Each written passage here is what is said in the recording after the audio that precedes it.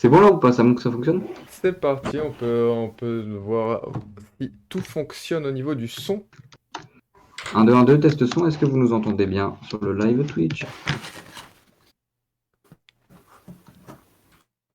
Est-ce que vous nous entendez? N'hésitez pas à nous le dire. À droite. Hop. Moi, j'entends pas Étienne, j'ai un problème. Ouais, je pense que... Oh là là, alors attends, juste en réglant ces problèmes de son, je vois Cobal qui s'est resub à la chaîne. Déjà 2 mois de sub, OMG, que le temps passe vite. C'est le petit message Merci beaucoup. qui m'est proposé. Eh bah écoute, deuxième mois, c'est beau ça. Hmm. Alors, est-ce qu'on va m'entendre? Ça serait quand même pas mal. Je pense que c'est bon, c'est bon pour toi Yanis? Bah, moi, j'entends pas Étienne, encore une fois. Alors, tout à l'heure, je l'entendais. C'est problématique, effectivement. Euh, Et Bah, c'est peut-être de quitter revenir, je ne sais pas, pour C'est ce que je vais notre faire. salon. Ouais. C'est parti. Bah écoute, Étienne, je te laisse. Vas-y, quand tu veux, Étienne. Et Étienne le pape s'est réabonné pendant 2 mois. Et let's go, un petit let's go. Bah écoute, Étienne, re-bienvenue dans la team. Ça fait plaisir. voilà, donc bah, on se retrouve pour, après une petite semaine de pause, une grande semaine même, on se retrouve tous ensemble pour partager une nouvelle émission. En compagnie d'un petit nouveau qu'on n'avait pas Ça. encore vu depuis le début, c'est Yanis. Est-ce que tu Hum. peux déjà dire bonjour à tout le monde et te Bah, présenter? bonjour à tous. Bah, moi, je m'appelle Yanis. Voilà. Je suis très content de rejoindre déjà l'aventure French Talk. Je vous avouerai que je vous regarde depuis un ou 2 mois. Et puis, voilà, j'ai bien aimé tout ce que vous proposiez. Et dès que j'ai vu qu'il y avait des annonces de recrutement, j'ai sauté dessus en tant que grand fan. Et c'est avec plaisir. Donc, moi, je suis un grand fan de Blois, pour préciser, pour ceux qui veulent savoir. Toi, c'est Frezia ou c'est pas Frezia? Non. On a un fan de blog qui s'appelle Frezia aussi. Toi, c'est quoi ton Ah pseudo non. sur Twitch? Non, moi, c'était French Basket Europe parce que je suis connecté avec un autre compte vu que je suis gérant aussi d'un compte d'actualité de Ah, basket européen. ça marche. Ah, ben, en plus, tu Ça. t'es abonné sur Insta hier à moi, c'est ça, non? Ouais, c'est ça, je crois. En fils. Impeccable. Et Parfait. on retrouve aussi ce soir Antoine, tout beau, tout frais. Ah bah écoute, ça me fait Mm. plaisir. Salut à tous, salut Étienne, salut Yanis. Et puis bah content de revenir sur l'antenne de French Talk pour cette semaine. Alors on me dit tout beau, tout frais, je reviens tout beau, tout frais. Vous voyez, je suis même pas coiffé alors que regardez, qui est l'hôte de ce soir? Le magnifique en chemise, petite coupe là. Franchement, il va vous piquer toutes vos copines. Étienne Le Pape est là pour présenter cette émission. Bah écoute, Étienne, comment ça va? Bah ça va, comme tu dis, passé chez le coiffeur la semaine dernière, la petite coiffeuse de Franck Provo qui m'a fait le petit dégradé, on est content, Eh et bon, prêt pour une semaine. On, Et on la bah, remercie, hein, parce que franchement, ah quelle bah, réussite, hein. Quel beau gosse. et on notera le petit poster de Luka Doncic derrière Yanis. C'est ça. C'est ici. Magnifique. Mm. Meilleur meneur hein, de NBA actuel. Clairement. Après Stéphane Curry quand même. Oui, Et par peut-être. contre, c'est un autre style hein, du côté d'Antoine avec Franck qui n'a pas joué depuis Ah, bientôt un an. détrompe-toi, puisqu'il a joué cette nuit et il a marqué 3 points en 5 minutes. Donc, Ouais. voilà. Non, c'était la nuit dernière, pardon. Je Oui, m'égare je un crois peu, que c'était c'était la la nuit nuit dernière. dernière. Mais ouais, il a joué. Donc, détrompe-toi, détrompe-toi. Et ne dis pas de mauvaises choses sur les Knicks, parce qu'on a aussi un fan des Knicks parmi nous. Donc, C'est ça. Attention. Et Julius c'est la Randle renaissance. MVP ou pas? C'est la renaissance pour les fans des Julius Knicks. Randle MVP. Julius Randle MVP. Clairement. Et MIP, le doublé. Carrément, la totale quoi. Bon, messieurs, ouais, Alors bon, cessons de nous égarer. Étienne, je te laisse. j'allais y venir justement. On parle de NBA, mais évidemment on est sur French Talk pour les amateurs d'anglais. Chez nous, French, ça veut dire français, enfin France. Donc on va plutôt parler de basket français aujourd'hui en évoquant un sujet qui fait débat pour ou contre la fusion des clubs. Alors pourquoi ce sujet? Bah, on a décidé d'en parler, c'est vrai, en suivant un peu l'actualité, on y a réfléchi et puis on a vu que ce soir, bah, il y avait Gris face à Souffle en Pro B. Et comme par hasard, ces deux clubs vont se rencontrer peut-être pour la dernière fois de leur histoire, puisque a priori, ils vont fusionner sous le nom de ASA, Association sportive alsacienne. Il me semble que c'est ça, si je dis Alors, pas de bêtises. l'ASA, elle regroupe 5 clubs. Elle regroupe aussi 3 clubs féminins. Donc, je ne pense. Enfin, ça m'étonnerait que ce soit le vrai nom de club pour l'année prochaine. Enfin, je ne sais pas. Mais je sais que c'est une association de 5 clubs. Donc, à voir si cela se précise dans les prochains jours. En tout cas, moi, ce que j'avais compris du communiqué, c'était il prévoyait ce nom-là. Mais après, enfin, je suis d'accord pour D'accord. dire que c'est pas non plus hyper vendeur, quoi. Parce que Mm. ce que vous en pensez. Donc, on s'est dit que ça pouvait être une belle manière d'en parler puisque c'est d'actualité. On va commencer par un petit tour de table déjà pour savoir qui est pour, qui est contre et voir si vous avez des choses à nous dire, messieurs. Et puis évidemment, si dans le chat, il y a certaines personnes qui veulent venir discuter avec nous, n'hésitez pas surtout à le dire. Levez la main, enfin, dites-nous un petit peu tout simplement qu'est-ce que vous en pensez, ça nous intéresse. Et puis si vous avez la foi ou en tout cas l'envie de venir nous voir, et on vous accueillera avec plaisir. Vous voyez, il y a un petit rectangle noir, et peut-être que dans quelques minutes, ça sera vous. Et donc, petit tour de table déjà entre nous trois pour savoir si vous êtes plutôt favorable ou pas. Alors, on va commencer par le petit nouveau. Yanis, dis-nous ce que tu en penses. En tant que rookie, donc je vais commencer. Moi, honnêtement, j'ai un avis très partagé parce qu'en y repensant, en y réfléchissant, moi, je suis pour dans le sens pour les petits clubs, c'est-à-dire la Gris Souffle. Moi, ça me convient parfaitement parce que c'est deux clubs qui sont en difficulté aujourd'hui en Pro B et qui ne sont pas non plus en haut de tableau et qui j'ai vu qu'au niveau du budget moyen en Pro B, c'était 2,2 millions, Gris c'est 1,4 million et Souffle 900 000. En s'associant, ils vont pouvoir créer un bon club de Pro B, c'est leur objectif. Après, voilà, là où ça me gêne, c'est plus pour les gros clubs qui veulent construire plutôt des super teams, comme par exemple, moi, j'ai l'exemple de l'LDLC Asvel qui va peut-être du coup fusionner avec l'Olympique Lyonnais. Ça me gêne plus dans le sens où ça va être des super teams et on risque d'avoir un championnat moins équilibré. Mais là, honnêtement, pour quand c'est plus des petits clubs qui ont besoin de se restructurer, de se maintenir dans leur championnat, comme Gris et Souffel. Et toi, qu'est-ce que tu en penses, toi, de ton côté, Antoine? Bah, je suis assez. Ouais, j'aurais aussi mon gros pour et mon gros contre, je dirais. Côté pour, bah ouais, évidemment, ça permet de proposer un projet sportif qui est toujours plutôt intéressant pour que ce soit, par exemple, je pensais à la fusion entre Vichy et Clermont il y a quelques années. Tiens, d'ailleurs, on en reparlera tout à l'heure, hein, je te laisserai un petit peu en parler.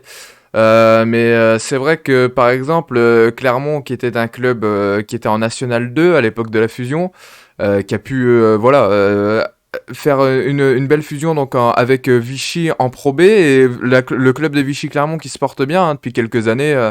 C'est quand même un club qui joue souvent les belles places de Pro B. Alors même si ouais bon ça fait 1 ou 2 saisons que c'est un peu plus compliqué.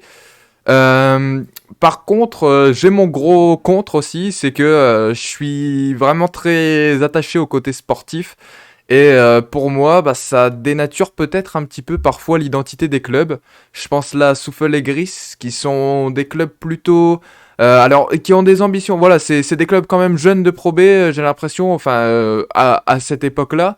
Mais qui ont des ambitions, voilà, assez proches. Mais pour moi, je sais pas, je suis un petit peu sur la retenue parce que c'est pas le même style de jeu, c'est pas la même patte, c'est vraiment deux clubs qui ont une identité bien différente. Et là, je trouve que rassembler ces deux clubs, c'est peut-être leur enlever leur identité propre, quoi. Donc, je ne sais pas. Sur le côté sportif, je trouve que c'est un petit peu. Enfin, voilà, ça enlève ce côté identitaire. Étienne? Ouais, pour juste te donner une information supplémentaire, a priori, comme tu dis, il parle d'un projet ASA, donc c'est Alliance Sport Alsace et pas Association Sportive Alsace. Mais en fait, moi, je pense que c'est surtout du cas par cas. On va pas, en fait, bon, ça fait un peu la réponse de Suisse, hein, mais dire pour ou contre, pour moi, c'est compliqué de donner un avis très tranché, puisqu'en fait, ça va tout simplement dépendre du cas par cas. Si par exemple, d'un côté, on a deux clubs qui ont une philosophie totalement différente, et entre lesquels il y a un derby, je pense par exemple à Gravelines et Le Portel, où il y a un Nopalico, où il y a vraiment une rivalité entre les deux, Limoges-Pau. je suis désolé, mais si demain Limoges et Pau ils font une fusion, ça va dénaturer totalement la beauté du sport. Parce que ce qu'on aime voir justement, certes, les villes elles sont toutes proches entre Grise et Souffle, c'est tout près, c'est à 20 bornes, en 20 minutes on y est en voiture. Sauf que justement il y avait cet esprit-là, un petit peu les deux clubs alsaciens, les deux petits, et je suis pas persuadé qu'un basket où on a que des gros clubs soit un basket qu'on a envie de voir dans les prochaines années. Justement, quand Souffle est monté en Pro B et qu'ils ont réalisé deux belles saisons, là, celle d'avant et celle de cette saison, pour moi, ça rajoutait un petit piment au championnat. Et pour moi, ouais, c'est vraiment du cas par cas, une question de philosophie aussi. Parce que pour prendre l'exemple pour ceux qui traînent souvent sur le forum Basket Info là, de basket, c'est vrai qu'on voit qu'il y a beaucoup de supporters, notamment de la Jeanne d'Arc Vichy, anciens supporters de la Jeanne d'Arc Vichy, qui sont assez dubitatifs par rapport à la fusion qui a eu lieu il y a quelques années avec le club de Clermont. D'un côté, on a Vichy qui était en Pro B, et de l'autre, on avait Clermont qui était en National 2. Les deux clubs ont fusionné, et c'est vrai c'est assez compliqué, on va dire, entre les deux. Comment dire, il y a toujours, c'est plutôt Vichy qui porte le club, et Clermont qui en fait profite un petit peu de cette alliance-là, et c'est pas du donnant-donnant. Et a priori, selon les informations que j'ai, la fusion devrait prendre fin. La fusion devrait prendre fin à la fin de l'année. A priori, c'est ça. Tiens, je me permets juste de rebondir sur quelque chose que tu disais, parce que je parlais de dénature un peu cette identité, mais c'est vrai que je sais pas ce que vous en pensez, mais par exemple, un derby. Alors je pense là parce qu'en plus il y a eu un derby du Nord en foot très récemment, et puis même il y a des derbys dans le basket, des derbys des Hauts-de-France. Il y en a un ce soir notamment, il y a Lille-Saint-Quentin en Pro B. C'est le genre de match enfin même si c'est les Hauts-de-France, voilà, c'est pas un Lille de Nain où c'est vraiment le Nord, c'est les Hauts-de-France, mais c'est le genre de match où il y a toujours une petite pression particulière, que ce soit pour les supporters comme pour les joueurs, je pense. Et le derby, on dit toujours, on connaît tous la célèbre phrase, un derby ça se joue pas, ça se gagne. Ça a une valeur très précieuse. Et donc, faire une fusion, par exemple, je vois le derby alsacien qui était possible en Pro B, c'était Souffle-Gris. Il y a toujours cette volonté d'aller gagner chez le voisin. Et ben là, du coup, il y aura plus ce derby à proposer.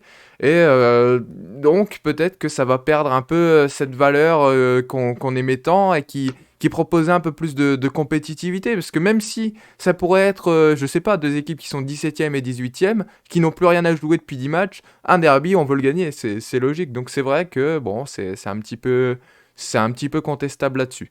Je me permets juste de finir ma remarque en disant un grand merci à Edern qui vous a suivi, messieurs, puisqu'il s'est resub à la chaîne. Donc merci beaucoup, Edern, de t'être réabonné à la chaîne. Deuxième mois pour Edern, ça fait plaisir. Merci beaucoup. Et alors, je sais pas si tu voulais rajouter quelque chose, Yanis, mais juste, la question est plutôt intéressante de Frésia qui dit: Je trouve ça bizarre de fusionner des clubs, surtout que s'ils fusionnent, ils vont aller dans quelle salle? C'est vrai que pour avoir déjà vu des salles, la salle des Sept Arpents, c'est vrai que c'est une infrastructure qui certes est un petit peu désuète. Euh, Honnêtement, il y a une histoire quand même dans cette salle. C'est comme dans les stades de foot, il y a une histoire, il y a des matchs qui ont eu lieu, et c'est vrai que je pense que comme je l'ai dit, c'est une question de philosophie. Et des clubs qui ont une histoire comme ça, le fait de fusionner, est-ce que ça renie pas totalement en fait l'histoire que le club a eu auparavant? Pour rebondir sur ce que tu dis, moi, à mon échelle, bah, en tant que fan de Blois, bah, quand je voyais les matchs, il y a fait y avoir, à l'époque, c'était en 2018, je crois, quand Orléans et Blois évoluaient tous les deux en Pro B, il y avait des discussions autour d'une alliance entre Orléans et Blois pour faire une alliance pour un gros club européen avec Orléans qui avait l'objectif de la montée. Mais ça a été totalement refusé par Blois dans le sens où nous, les supporters blésois, Blois devaient se déplacer parce que le stade, ça serait du coup, les matchs se joueraient à Orléans et c'était impossible pour Blois de voir ça. Donc, en tout cas, voilà, c'est pour les fans aussi. Je pense que ça n'a pas tellement. Les fusions, fans, c'est pas top. Et il parlait justement, c'était Asipo qui disait, bah, ça peut les aider à se maintenir. Ça, je suis d'accord, mais pour moi, en fait, la fusion, ça doit être une sorte de décision de dernier recours. Si vraiment une équipe est au bout financièrement. Euh, Justement, Antoine, je ne sais pas si tu avais eu les mêmes infos, mais il semblerait qu'à une époque, il y avait eu une tentative de fusion entre Orchies et Lille. Je sais pas si tu en avais entendu parler. Écoute, enfin, récemment ou? Il y a 2-3 ans, a priori. J'avais Euh, lu quelques articles dessus. j'ai pas été notifié d'une quelconque info comme celle-ci, mais écoute, certainement, si elle est sortie, c'est que c'est possible qu'il y ait eu des discussions, mais en tout cas, ça n'est pas arrivé Ah jusqu'à non, mes oreilles. c'était en 2013 a priori. Excuse-moi, c'était en D'accord. 2013. Ouais, non, mais juste, je voulais dire là, par rapport au message de Azipo, après, si ça peut leur permettre de les sauver, ouais, mais à ce moment-là, faut pas que ça devienne systématique, quoi. Faut pas qu'on se dise pour se sauver dans un championnat, alors on va fusionner avec le voisin. Ça peut être perçu comme ça. Et puis, Cobal qui dit imaginez la fusion entre le BCM et le Portel, c'est impossible. Il y a aussi la réaction des supporters à prévoir. Enfin, je sais que c'est pas le principal quand on veut monter un projet sportif comme ça, mais ça compte pour beaucoup. Nous, en tant que supporters, on n'aimerait pas qu'il se passe une décision dans laquelle on n'est pas d'accord sur notre club. Donc, je pense par exemple à une fusion entre Gris et Souffle qui se profile. J'ai pas vu trop de sorties de supporters de Gris ou de supporters de Souffle. Alors, je suis pas allé chercher dans les détails, mais ça m'a l'air d'être plutôt bien accepté des deux côtés et plutôt en accord, même si de temps en temps le CM de Gris s'autorise une petite sortie, une petite pique sur les réseaux sociaux. Là, ça a été plutôt discret des deux côtés. Donc, c'est professionnel que ce soit à l'intérieur ou même dans les supporters. Donc, c'est vrai que je pense que ça pourrait pas se faire déjà avec n'importe quel club. Là, tu parles du BCM et le Portel, même s'il y a quand même une belle route entre les deux. C'est vrai que c'est le genre de fusion qui paraît inimaginable et pourtant qui, sur un point de vue géographique, ne serait pas non plus absurde. Je suis en train de regarder, donc là, sur ceux qui aiment bien le basket, il y a le très bon forum Basket Info. Comme ça permet d'avoir un petit peu l'avis des différents supporters. Donc, je vais essayer de regarder si je capte quelques petits commentaires, notamment des supporters de Grise ou de Souffle. Je vais regarder ça et je vous dis à tout de suite après. Ouais, mais c'est vrai que enfin, c'est pour avoir regardé un petit peu pour être friand de Pro B et puis beaucoup savent que enfin, je regarde beaucoup voilà de Pro B que ce soit sur les réseaux sociaux ou voilà et j'ai vraiment pas vu de réaction aucune réaction hostile. J'ai vu deux trois tweets où bon c'était un peu dubitatif ou mais en soi j'ai pas vu de personnes qui étaient vraiment contre cette fusion déjà ce qui est agréable je pense pour les deux clubs. Après, je pense qu'en interne, bon, il doit y avoir des désaccords. Je pense, déjà, je sais pas ce que ça va donner. On sait, le problème d'une fusion aussi, c'est le problème du coaching. C'est le problème de qui compose le staff. C'est le problème de qui s'en va, qui revient. Qu'est-ce que font les joueurs qui sont encore sous contrat, qui sont plus sous contrat. Enfin, c'est un peu une galère, quoi. Donc, et puis même, qu'en pensent les joueurs sportivement? Parce que finalement, nous, on voit ça d'un point de vue extérieur, mais le staff et les joueurs, d'un point de vue sportif, pour ceux qui se sont engagés, notamment dans les clubs, je sais pas, un joueur qui aurait signé, par exemple, je sais pas, hein, je dis une bêtise, mais que 3 ans à Gris, si la première année, il y a une fusion entre Gris et Souffle, qu'est-ce qu'il en pense, lui? Je pense pas qu'il ait été spécialement consulté pour cette fusion. Donc, ce sera l'occasion, justement, peut-être d'en discuter avec quelques joueurs de Gris ou de Souffle à l'occasion pour avoir leur ressenti là-dessus. Mais c'est vrai que c'est bon. En tant que joueur, je sais pas vous messieurs si alors bien sûr, je dis ça dans un imaginaire. Hein, je pense que personne ici n'ira jouer en Pro B un jour. Mais en tant que joueur, qu'est-ce que à moins qu'Yanis nous a caché, j'ai dit ça, mais j'ignore si Yanis va nous enchaîner quelques petites filoches l'émission. Mais C'est ça. qu'est-ce que vous en penseriez, vous, en tant que joueur, de savoir que d'un coup, bah, vous avez signé pour le projet sportif d'un club et que le club change totalement d'identité avec une fusion, surtout quand on sait l'importance des derbies, qu'est-ce que ça vous ferait, vous? Comment vous réagiriez? Bah juste quelques mots parce que j'ai eu la chance de discuter l'autre jour avec Louis Marnette, dimanche avec lui, que j'ai interviewé. C'est vrai que je lui ai demandé si est-ce que ça avait, on va dire, dérangé un petit peu le collectif, entre guillemets. Est-ce que ça les avait un peu chamboulés? Et a priori, bah, on leur a enfin, il y a eu pas mal de discussions apparemment entre le coach, le dirigeant, donc ça a été plutôt bien pris du côté de Souffel. Il semblerait que du côté de Grise, ça soit un petit peu plus délicat puisque Ludovic Pouillard était quand même assez attaché à son poste dans le coaching staff pardon, de Grise.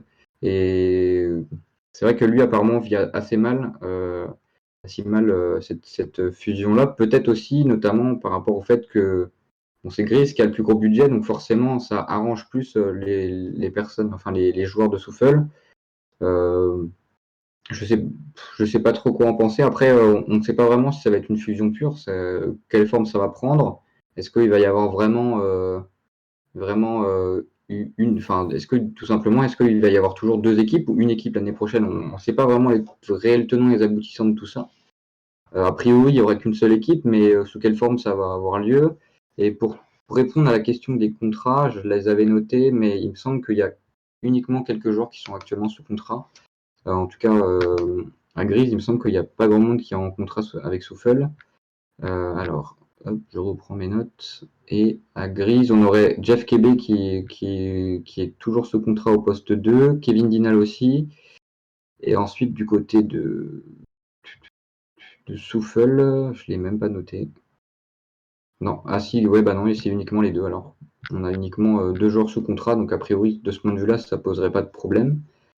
Euh, Mais c'est vrai qu'il y a cette volonté, là, je pensais, cette volonté de concurrence, là, Eden en parle, mais il y a cette volonté de concurrencer Strasbourg, et je pense que c'était même pas, enfin, c'est même pas un mystère, on a l'impression que c'est vraiment une volonté de concurrencer le deuxième, enfin, le gros club alsacien enfin, voilà, pour rapporter un peu plus de points en Alsace face à cet ogre strasbourgeois. Mais ouais, après, allier ses forces pour contrer, voilà, pour concurrencer un peu une équipe de haut de Jeep Elite et même de haut niveau européen, comme on l'a vu récemment avec la BCL. Bon, est-ce que c'est pareil, hein, ça peut être vraiment contesté. Moi, je suis pas le plus fan de ce genre de décision, mais bon, je pense que je je fais pense que juste ça va un, aussi. ouais, Ouais, vas-y. un petit détour par le chat, juste parce qu'il y a Cobal qui a dépensé 100 points de chaîne pour faire une petite dédicace à Yanis pour son arrivée. Euh, Merci, merci. et donc, Azipo qui dit, Étienne, que apparemment tu aurais un petit niveau, une belle papate droite, comme tu l'as rajouté. Euh, on réclame de voir ça dans les prochaines émissions, Étienne. Bah, si vous voulez, on se fait un petit live sur le playground. Mais du coup, je voulais rajouter une petite chose. Est-ce que cette fusion-là, elle est finalement, c'est pas une sorte on parlait de concurrencer Strasbourg, mais est-ce que c'est pas elle n'a pas été contrainte par le vœu de plus en plus fort de la LNB d'avoir des grosses villes, d'avoir des gros clubs. C'est vrai que la LNB a clairement expliqué. En plus, on aura une GP 16 d'ici pas très longtemps, mais si on pouvait avoir que des clubs dans les grandes villes, je pense que ça les arrangerait très très bien. Ça les arrangerait très très bien quand on voit que la façon dont ils favorisent entre guillemets Paris sur certaines procédures. Enfin, on va dire qu'il y a quelques arrangements. Ils sont un petit peu plus gentils avec Paris entre guillemets au niveau du calendrier, notamment je pense à la saison dernière. Au final, je pense que oui, les clubs se sont mis en tête que de toute manière, c'est pas avec un petit village comme ça qu'on arrivera à devenir une grosse puissance du basket français. Et forcément, du coup, ils veulent passer par la fusion pour essayer tout simplement de faire la différence par rapport à ça. Et ça rejoint un peu la libre antenne qu'on avait fait de toute manière avec Flavien, où on parlait de ces nouvelles formules de la LNB, un petit peu casse-croûte, là, il y en avait de partout. Euh, Est-ce que justement, cette volonté de compétitivité, comme tu le soulignais, de la LNB, c'est pas, voilà, ça contraint pas des clubs qui pourraient avoir l'occasion de s'affirmer peut-être dans l'avenir. On voit que Souffle n'est pas du tout ridicule de sa montée en Pro B. Gris non plus n'a pas été, même si cette saison ça a été un peu plus compliqué au démarrage. Franchement, ça produit un basket qui est quand même offensif et agréable à regarder. Est-ce que justement ça comptera pas des petits clubs finalement à s'allier parce que ils comprennent que tout seul, bah, ils n'auraient pas leur place dans une Jeep Elite 16 ou parce que par exemple, Enfin, on peut prendre l'exemple de petits clubs, enfin de petits clubs, de plus petits clubs qu'on n'attendait pas forcément en Jeep Elite. Et même, je prends l'exemple, sans vouloir dire que le Portel est un petit club, mais je prends l'exemple du Portel qui était sixième, il me semble, l'année où ils sont montés en Pro A à l'époque. On n'attendait pas non plus le Portel à la montée, parce qu'ils étaient, enfin, pas dans vraiment les toutes hautes places du classement. Donc, par exemple, eux n'auront jamais leur chance de croire à une montée tout seul sur une fin de saison comme ça. Il faudra forcément s'allier. Donc, est-ce que cette volonté de compétitivité de la LNB n'a pas un peu... Enfin, n'oblige pas certains clubs comme Ouais, c'est ça, ça à ouais. devoir s'exprimer autrement? Est-ce que c'est pas un petit peu dommage du coup? Moi, c'est vrai que... Bon, j'aurais aimé surtout voir. C'est vrai que je suis assez fan du basket qui est proposé par la troupe des Berlins depuis quelques moments. On a vu surtout des recrutements qui ont été vachement intéressants. C'est pas que je suis pas fan de Gris, hein, loin de là. J'aime bien voir jouer Gris, mais c'est vrai que j'aurais aimé voir Souffle se développer encore plus, quoi. Et puis tenter les paris. Les paris qui ont fonctionné jusqu'à maintenant. Et voilà, hein, c'est dommage, je trouve, pour moi. Yanis, En peut-être? fait, Ouais. je rajoute juste quelque chose. En fait, quand tu dis que le Portel est une petite équipe, en fait, je pense ce que tu voulais dire, c'est que ça reste une ville qui fait moins de 10 000 habitants. Donc c'est une toute petite ville. Tu as des grosses villes où il y a déjà une terre de basket, c'est Boulogne qui est juste à côté. Et en fait, le souci, c'est pas forcément que, enfin, enfin, je pense que d'année en année, le partenariat public va de plus en plus baisser. Les mairies vont donner moins d'argent, donc forcément, il faut trouver des partenaires privés. Et dans une ville de 10 000 habitants, trouver des partenaires qui permettent de monter un club de Jeep Elite, c'est pas une mince affaire, quoi. C'est pas vraiment facile. Après, il Et, faut, ou soit alors on a des gros partenaires et on essaie de les fidéliser, ils mettent chaque année un gros billet. Et c'est vrai que dans une petite ville de 10 000 habitants, c'est compliqué de réussir à tout simplement à avoir un gros budget, puisque comme je l'ai dit, je pense que dans les années à venir, le partenariat privé va représenter de plus en plus une grosse partie du budget des clubs. Et donc là, le fait qu'il y ait une proximité avec Boulogne-sur-Mer, je serais pas étonné de voir qu'au bout enfin, dans quelques années, peut-être voir une fusion entre le Portel et Boulogne. Le seul problème, c'est que c'est des clubs qui sont quand même rivaux. Il y a une histoire, il y a un vécu derrière. Et en faisant une fusion, tu balayes tout ça, en fait. mais C'est, tu parlais de, ça va. ouais, tu parlais de ces partenariats, justement. En plus, je pense que la situation a accéléré les choses, hein. Je pense qu'avec la Covid, on le voit, enfin, avec le Covid, je sais que c'est rentré dans dans le Robert, pardon, à le Covid, donc je vais dire avec le Covid. C'est une situation qui a peut-être accéléré les choses. On voit que Gris, notamment, je sais pas si vous avez vu le maillot qui est sorti pour Gris, qui lance pendant tout le mois de mai une opération solidarité avec les partenaires. Peut-être que justement, là, enfin, dans des plus petits clubs, la difficulté avec les partenaires, tout ça, ça a obligé à rassembler les forces économiques et voilà. Je pense qu'il y a vraiment, ça a été, la période les a finalement encore plus. Enfin, c'est de multiples facteurs qui les ont presque contraints à le faire. Et je pense pas que, honnêtement, Gris et Souffle, 3 ans de plus séparés en Pro B, avec les difficultés financières qu'il y a eu là, et avec les clubs qui se renforcent, on voit des clubs de national qui montent, je pense à Saint-Vallier, qui a quand même un beau budget et déjà une belle équipe. Je pense pas que ça aurait pu tenir longtemps, malgré les prouesses sportives finalement. Je pense que malheureusement, le côté financier va rattraper un peu tout ça, et c'est ce qui est dommage d'ailleurs. Juste Bah, avant de... Ouais, vas-y Yanis, si tu veux moi, enchaîner. pour revenir sur Souffle, j'ai l'impression qu'ils ont fait totalement une descente et que la crise sanitaire les a impactés fortement. Parce que je me rappelle, l'année de la montée, ils ont fait quand même une superbe saison arrêtée par le Covid, hein. Ils étaient quand même, à un moment, ils étaient deuxième, je crois, Ouais, si je me souviens bien. Et Berlin fait le All-Star Game en tant qu'assistant coach de Mitrovic parce qu'il était deuxième juste derrière Denain, arrivé en C'est décembre. ça. Exactement, ouais. C'est Ouais, ça. bah c'est vraiment... Après, alors je sais que l'intelligence du jeu et de Souffle, ça a été vraiment aussi le recrutement qui a été bien fait, rapidement fait. Je pense à la réaction sur la blessure, on en parlait l'année dernière, de d'Oumarou Sylla, qui avait été remplacé par Mehdi Nguama, l'arrivée de Joe Burton. Enfin, Souffle a toujours su s'aligner. Et et donc voilà, réagir à ces situations exceptionnelles, et peut-être que ça a été la situation exceptionnelle de trop, et que justement la réaction là n'est pas trop possible, quoi. Il y a Euh, juste, il y a juste Asipo alias Maël qui dit après, le basket en France fait assez peu d'audience. Le but de se rapprocher du système foot avec l'AS Monaco, l'OL, l'Asvel, bref, le fait qu'il y ait des grosses villes, ça va attirer, enfin, c'est plus vendeur, ça attire plus, c'est clair. ouais, Je pense que je partage cet avis aussi. ouais, exactement. Bah, de toute façon, c'est ça, hein. On voit bien que, enfin, on fait qu'en parler, et malheureusement, c'est triste à dire, hein, mais on voit bien que la LNB n'attire plus autant, et enfin, le basket français est en perte de vision, comment on appelle ça, de vue, ouais. De visibilité. De visibilité, merci, je perds mes mots. Mais donc, voilà, attirer les fans est de plus en plus difficile. Donc, faut-il voilà, passer par des partenariats, enfin aller chercher par exemple les fusions avec les clubs de foot qui sont bien eux au contraire en visibilité. Est-ce que c'est obligatoire? Bah malheureusement j'ai envie de dire c'est toujours le problème enfin le problème financier quoi, hein, le problème de l'argent et, L'argent va faire, l'argent fait roi déjà dans le sport et je pense que dans les années suivantes, il le fera encore plus.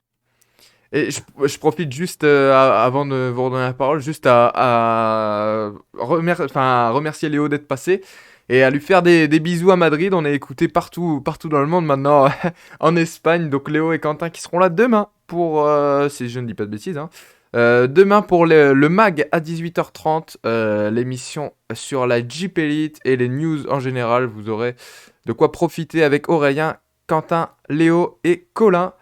Et donc Edern qui nous rappelait aussi quelques petites fusions qu'il y avait eu et qui nous disait, qui nous parlait du cas de Boulazac, ouais, sur ce qu'on expliquait tout à l'heure.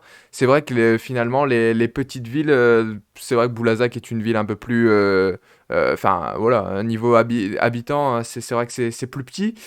Et c'est un club qui est moins. Je sais qu'il y a quelques années, Boulazac, on parlait de Boulazac, c'était pas non plus le club qu'on attendait tous en Jeep Elite. C'est vrai que bah, ça a du mal à s'imposer désormais avec ces baisses de subventions et financières. On en revient toujours au même point, j'ai l'impression, hein. On revient toujours à ce problème financier, mais ce qui est un Mm. peu dommage d'ailleurs. Je vois qu'il y a Edern qui est dans la discussion, donc s'il veut nous rejoindre, on peut le décaler pour qu'il nous donne aussi son avis. Eh ben écoute, ouais, il y a pas de souci. Ouais, Boulazac, c'est Périgueux, oui, oui, bien sûr, c'est la ville. Bah, on en a parlé de toute façon avec Paul Bilong qui nous vantait tous les mérites de cette belle ville. La Je, Dordogne. J'ai déjà voilà, été en vacances en Dordogne, c'est très bon. je vais déplacer juste Edern avec nous. La Dordogne. Voilà, Dordogne, c'est très bon. Je vais déplacer juste Edern avec nous. On entend le retour du live chez Edern.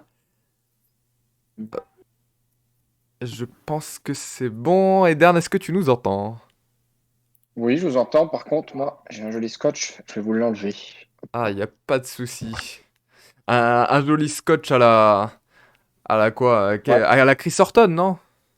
ouais, à la Chris Horton, exactement. Voilà, la petite blague qui n'a pas du tout été bien placée, mais bon. Ah bah, Chris Horton, c'est mon héros, Chris Horton.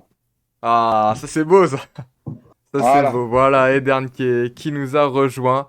Bah, bienvenue Edern, merci d'être Bonsoir à tout le monde. de Salut retour sur Edern. French Talk. Bonsoir. Salut. Bah, comment ça va déjà depuis, Oh, bah, depuis ce temps? ça va magnifiquement bien, on gagne tout le temps. Donc, moi, ça va, je suis en pleine forme. Pour, On va faire pour, les... pour rappel, Edern est fan de l'OLB, hein, pour ceux qui ne sauraient pas sur le live. Alors, donc, Pas trop peur de se faire piquer tous ces joueurs vu que vous êtes trop bons Non, presque mais sur nous, le lit. on va fusionner. On va trouver quelqu'un avec fusion. Non, mais plus sérieusement, oui, on va se faire piquer tous les joueurs. Et puis, notre président va partir, donc on est très, très mal. Le président part. A priori, Monaco est déjà sur Paris-Lee. Hein. Oui, en réalité, Paris-Lee, il y a tout le monde dessus. Ouais, c'est ça aussi. Moneke, Après, c'est pareil aussi, je pense. on va dévier d'un sujet, on va dévier du sujet, mais rapidement, quand on a perdu Miralem Alinovic, on va dire, on lui proposait, je vais dire une bêtise, 10 000. Paris-Levallois qui l'a recruté lui proposait 40 000. Et c'était Paris-Levallois. Donc, quand tu as un bon joueur à Lille, à Denain ou j'en sais rien, peut pas proposer 5. On parlait d'argent, mais on peut pas s'aligner. Personne ne peut s'aligner. Il y a très peu de clubs qui peuvent proposer 40, 50 000 euros et les avantages en nature. Et en plus, à Monaco, il ne paiera pas d'impôt, donc il sera forcément mieux payé. Mais bon, ça c'est un autre débat. Non, après, vous parlez des fusions, c'est intéressant parce que moi, je connais bien. Ma sœur faisait ses études à Strasbourg, donc je connais très bien les villes dont vous parlez. La raison, elle est purement économique, hein. La ville de Strasbourg veut se débarrasser. Enfin, la ville de Strasbourg aimerait bien se débarrasser du basket, mais ils n'y arrivent pas. Et donc, ils financent dans la communauté d'agglomération de Strasbourg. Il y a la ville de Souffle-Wesermain, elle est dans la communauté d'agglomération. Donc, en fait, ils ne peuvent pas financer deux clubs. Donc, ça, c'est une fusion qui était automatique. Et ouais, mais c'est quand même. Alors après, est-ce que sur le projet sportif en lui-même, est-ce que ça peut pas rapporter justement un coup de boost à ces équipes qui ne font pas mauvaise mine non plus, mais qui là cette saison se sont situées justement, et ce peut-être malgré aussi la situation, hein, mais Non, mais il faut partir du principe, il faut prendre l'exemple de Pau. Pau, c'est une fusion. C'est Pau, c'est Lac, c'est Orthez, c'est une fusion. C'est pas une ville. Pau, ils ont fusionné, mais il y a des années. Là, on est au 20, on est Pau, Strasbourg, ils ont déjà une grande ville. Donc, je vois pas l'intérêt. Enfin, je comprends pas même. On parlait du Portel, de tout ça. Je vois pas l'intérêt maintenant de fusionner, à part deux villes qui seraient ils sont en Pro B, ils sont bien, ils vont pas descendre. Enfin, j'ai du mal à comprendre l'objectif, je le vois pas en fait. Je veux dire, les partenaires, on est en plein Covid, ça va pas s'additionner. Les supporters, ils vont plus avoir leur équipe, ça va s'appeler comment, l'équipe va s'appeler comment, les joueurs, ils vont pas. En plein Covid, c'est pas le moment de fusionner. On a Vichy Clermont, ils ont fusionné ça, ils ont fait une fois les playoffs. Vichy Clermont, ils ont fusionné, ils ont fait qu'une fois les playoffs. Et ça a servi à rien du tout. Je veux dire, Vichy Clermont, c'est pas devenu un grand club, ils sont en Pro B. C'est des fusions, ça marche que quand c'est des villes qui sont très très proches.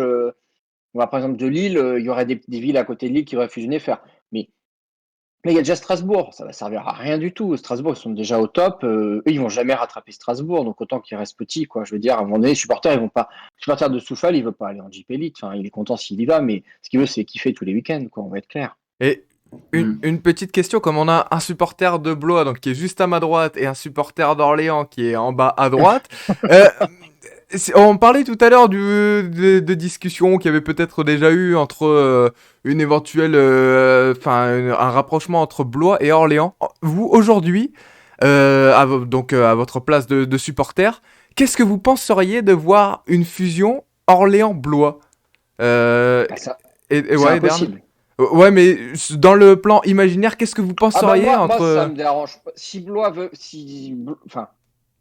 veut fusionner avec Orléans, qu'on veut faire une grande équipe, nous, on a déjà une salle de 10 000 places qui va arriver. Ça remplir la salle, mais Blois, ils ont leur propre histoire. Nous, on a notre propre histoire. Ça peut marcher, hein, je suis pas contre. Mais moi, en tant qu'Orléanais, ça me dérangera parce que ça sera le club d'Orléans. Enfin, ça sera Orléans qui va prendre le dessus. Moi, ce qui embête, c'est les supporters de Blois, les vrais passionnés, ce qu'on disait tout à l'heure, les vrais passionnés de Blois. Ils vont se retrouver à devoir faire 80 km pour aller supporter leur équipe qui n'existera même plus. Donc, enfin, moi, j'ai du mal à comprendre. Ce que j'ai du mal à comprendre, c'est que tous les clubs ont une histoire. Les supporters, ils supportent un club. On va fusionner.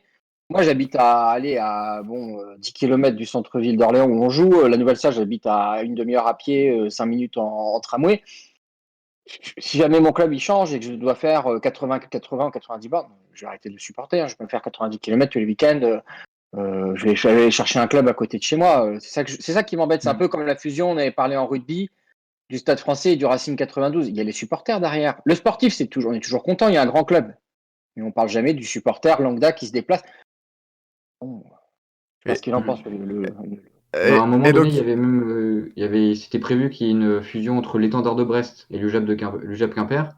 Moi, j'habite à 5 minutes à pied de la salle aussi, comme toi, à Quimper. Jamais de la vie, Ouais. je serais allé jusqu'à Brest. Enfin, je pense que Oui, mais je serais même allé enfin, au lieu de supporter l'équipe de Pro B, je serais retourné voilà. supporter l'équipe de N3 parce que je trouve ça sympa aussi les matchs de N3. Moi, Mais le je hasard serais fait que jamais je suis jusqu'à né à Brest, quoi. Brest. Je suis Ah né ouais. à Brest. Je suis brestois de naissance. C'est un hasard. Mais à chaque fois que je vois Quimper et que je vois Brest, parce que moi j'adore Quimper monte, j'aimerais bien aller voir les matchs de. Elle dit on va pas faire on va pas faire des fusions de villes qui sont dans le même département et se passer 30 ou 40 km.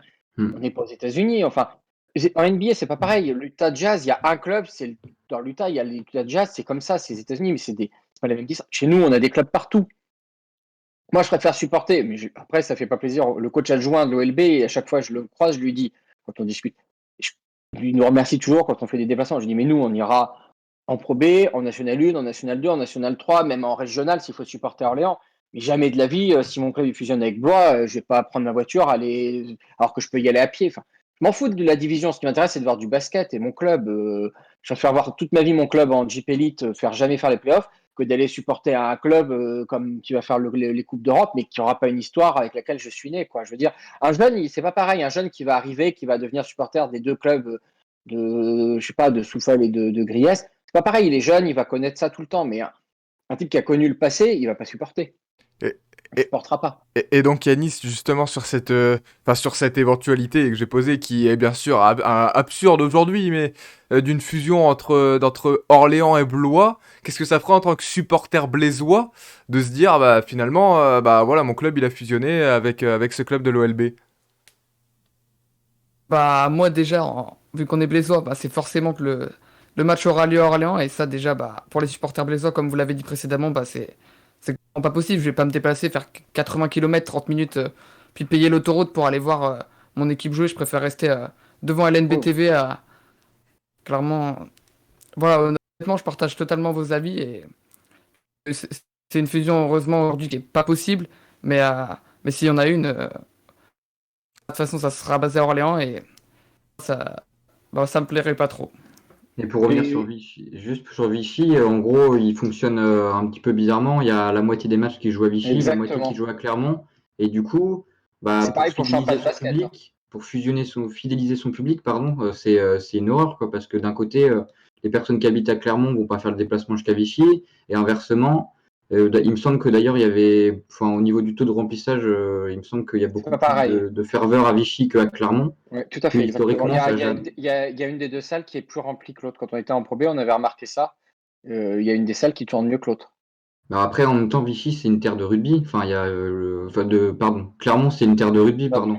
pardon. Clermont-Ferrand, il y a de la ferveur. Et c'est vrai que, bah, je pense que de base, lors de la fusion, elle était faite aussi pour que l'équipe monte et que se structure. Et au final, là, je viens de voir passer une offre l'autre jour sur LinkedIn, comme quoi ils recherchaient un nouveau commercial parce que c'est très peu structuré. Il y a uniquement le coach, le président, un commercial, une personne pour la communication et tout au plus, ils sont quatre. Au final, la fusion était faite pour que ça structure. Au final, on voit que 7 ans après, ça n'a rien fait, ça n'a rien changé.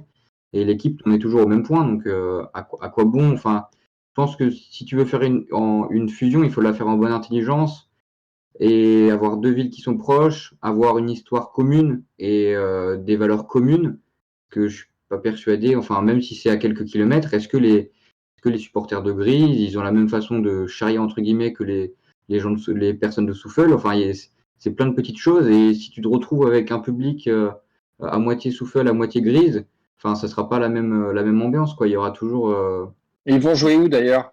Ils joueraient où? Si bah, fusionnent, ils vont jouer. Parce que la vu Forest l'état de la salle Arena, vu la salle des 7 arpents, je pense que ce serait plutôt à la Forest Arena, je parce que pense. enfin, il y a un truc moi que je comprends pas dans les fusions, c'est qu'on parle on dit oui, il faut de l'argent. Ok, donc il y a un aspect financier, on va fusionner, ok, on va faire des économies d'échelle, on va peut-être avoir plus de sponsors, mais les clubs, ils avaient des salles, donc il y a une salle qui servira plus. Hmm. Ou alors, elle va servir 7 ou 8 fois dans l'année. Enfin, il y a une gabegie financière énorme. C'est-à-dire que tu as une salle, tu avais un club professionnel, les gens de Souffle ou de Griès, ils vont être vachement contents. Ils vont se retrouver avec une salle et ça leur aura coûté du pognon. Ils l'ont peut-être rénové. C'est comme à Vichy-Clermont, cette histoire. Il y a une salle à Vichy, une salle à Clermont et elle sert 10 fois dans l'année. Quoi. Il y a une gabegie financière. Et on parle de Champagne Basket, c'est pareil, ils jouent dans deux salles différentes. Je ne sais pas si c'est le cas encore, mais l'année dernière, ils jouaient dans deux salles, un coup à Reims et un coup à Chalon. Donc c'est ça. Et- Et ça, Donc, il me semble que ça n'a pas changé. Ouais. c'est ça. Bon, je veux dire, à un moment donné, il y a un truc aussi qu'on oublie toujours de dire, c'est qu'il y a un club, il va atteindre son plafond de verre. Donc, à un moment donné, il y a des clubs, je les adore, mais un club comme Boulazac, bon, on savait tous très bien que c'est un club qui n'allait pas rester 50 ans en Jeep Elite. Je leur souhaite, hein, mais c'est pas ce qui allait arriver. La ville de Périgueux, personne ne sait où c'est paumé. Bon, ils vont rester quelques années, ils vont redescendre. C'est ça le basket. Brest, ils sont montés, ils sont redescendus, ils ont totalement disparu. Il y a aussi des clubs, des fois, c'est pas l'objectif, c'est pas de former une grosse équipe, c'est au moins de rester dans la division où on est. Et euh, Griès et Souffle, ils sont bien, ils sont en Pro B. Pro B National 1 et c'est très bien pour eux. Ils vont pas, en fusionnant, ils vont pas monter en Chip Elite. Ils vont pas aller beaucoup plus. Enfin, je leur souhaite, mais c'est pas ce qui va arriver à mon avis. Ils feront peut-être les playoffs, mais ils iront pas beaucoup plus haut. Et Il la y a Strasbourg. proximité, la proximité avec Strasbourg, je pense que les empêche tout simplement Bah de oui. mais ça veut dire que, enfin, si on raisonne comme eux le font, c'est-à-dire qu'à partir du, enfin, ça veut pas dire non plus que dès qu'on a une grande ville à côté, on pourra jamais avoir un club de basket sympa. Mais honnêtement, quand je vois le niveau qu'on a aujourd'hui en NM1, avoir une équipe en NM1, c'est pas non plus horrible. Enfin, quand je vois le nombre de Exactement. personnes qui. La NM2, il y a de plus en plus d'engouement autour de ça. Avoir un club de NM2 avec des vieux briscards ou des choses comme ça qui jouent bien au basket et avec qui on prend une mousse à la fin du match, c'est aussi ça l'esprit du sport. C'est pas que le basket bling-bling avec l'Asvel. Je pensais d'ailleurs à un moment, il me semble qu'il y avait une histoire comme quoi Levallois et Nanterre voulaient fusionner. Ça a C'était duré un moment, quelques c'était minutes. dans les cartons. Ça a duré quelques minutes. C'est comme les Voilà. Qataris qui sont venus à Nanterre. Les Qataris, ils sont venus, c'est une véridique. Les Qataris sont venus à Nanterre. Ils ont discuté une matinée et ils sont repartis. Parce que les gens de Nanterre ont dit non, c'est pas dans notre corde, c'est pas dans nos projets. Et il y avait un projet de fusion, mais de toute façon, je peux le dire parce que c'est la vérité, Nanterre est un club qui est amené à disparaître. Enfin, à disparaître, ils vont pas disparaître du jour au lendemain, mais c'est un club qui va pas rester 50 ans, parce qu'il y a 3 clubs à Paris, deux clubs dans le 92, et de la ville, les départements ne souhaitent pas financer 2 clubs de haut niveau, donc il y a un des 2 clubs qui finira par partir, puisque de toute façon, le Valois, l'année prochaine, ils ont un ticket dans le top 8 garanti en Eurocoupe pendant plusieurs saisons. Donc voilà, et puis on a un supporter de Lille, il faut demander aussi à Lille qu'est-ce que ça va.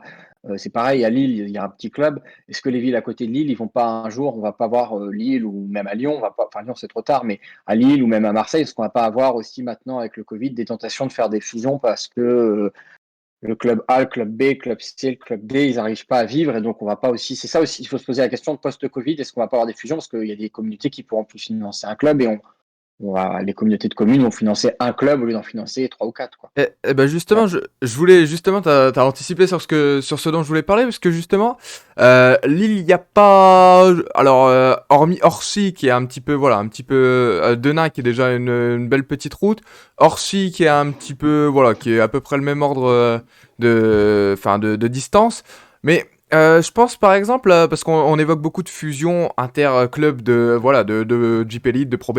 Mais par exemple, je pense à l'ESBVA, qui n'est pas affilié au Lille Métropole Basket, hein, sauf erreur de ma part, qui est un club de basket féminin pour lequel il y a beaucoup d'engouement, alors que Lille est un club qui est, voilà, de basket masculin qui a peut-être un peu moins d'engouement aujourd'hui. Il y a une communauté qui a un peu plus de mal à se faire, voilà, à se faire ressortir. Est-ce que justement, une fusion entre un club masculin comme celui-ci et un club de féminin, voilà, ça pourrait apporter quelque chose aux deux parties? Ou est-ce que par exemple, ça pourrait rapporter, je sais pas, un peu plus d'engouement et un peu plus peut-être enfin, un autre projet à un club comme le Lille Métropole Basket? Qu'est-ce que vous en pensez? Je ne sais pas si une fusion comme ça peut vous paraître sensé ou plutôt absurde, je sais pas. Moi, Moi, je pense que associer le basket féminin avec le basket masculin, ça me paraît être une belle idée, honnêtement. Pour parler du cas de Quimper, bon là, on descend sur des divisions qui sont un petit peu plus petites, puisqu'on a d'un côté l'UJAP qui joue en Pro B, mais l'équipe 2 joue en N3, et de l'autre côté, on a l'ASEA, donc le club d'Ergueramel, c'est un petit quartier dans Quimper, qui joue en R1.